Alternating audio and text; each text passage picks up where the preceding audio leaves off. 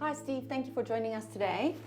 If you can please just tell us about yourself and your experience as a pilot and how many years you've been with FlySafair. My name is Steve van der Merwe. I am the fleet captain here at FlySafair. I first joined SAFAir in 2006 as a junior first officer on the C-130 Hercules aircraft, and then later on in 2011 I transferred to the Boeing fleet, and now my primary role is to be fleet captain and represent the pilots at FlySafair. Tell us, we're here today to chat about the flyover at Loftus Stadium on the 8th of July. So do you just want to share a little bit more about what will be happening on the day and then also the logistics that go into that? We plan to depart out of OR Tambo as a two-ship formation. That's two Boeing 737s. It'll be a short flight once we get airborne at relatively low altitude as we route towards Pretoria, and that's where we will enter a holding pattern and we'll wait for the green light to fly overhead Loftus Stadium. What kind of legislative or policy considerations have gone into planning this? So with the civil aviation regulations, us pilots know as minimum heights, generally you're not allowed to fly at low altitude over a built-up area unless it's for takeoff or landing, or in this case with approval from the Director of Civil Aviation Authority. And we need to comply with a number of requirements such as a risk assessment, pilot selection and possible further training, as well as permission from the landowner to fly over. Right, so Loftus is of course not something that you can fly over every day. So do you just want to explain to us how you actually practice for this?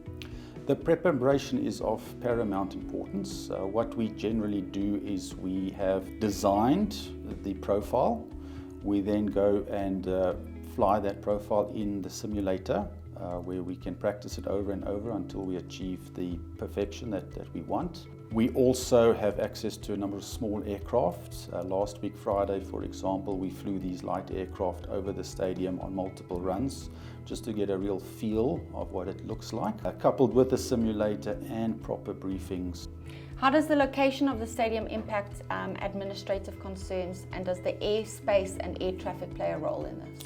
With regards to the airspace itself, it's actually a great benefit to us that Pretoria falls within the Waterkloof military airspace, and this just means that general aviation traffic cannot intercept our flight path without getting prior permission from that air traffic controller.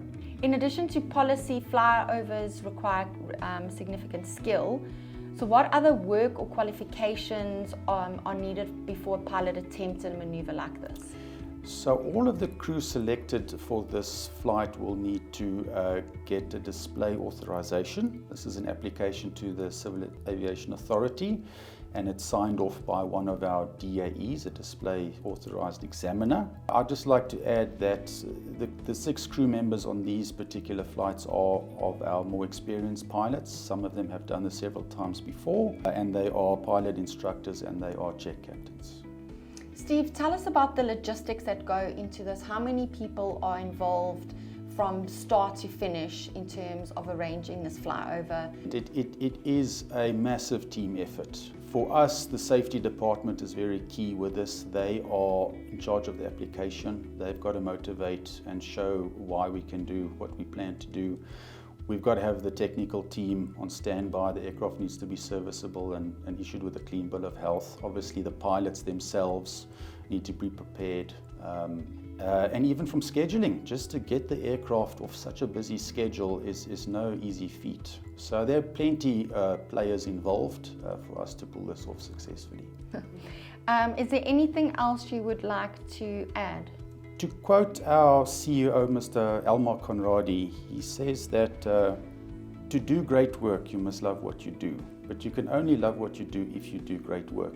And I think that ties in very much with both our vision and our slogan, which is to be South Africa's favorite airline. That's our great work. And this is case in point for the love of flying.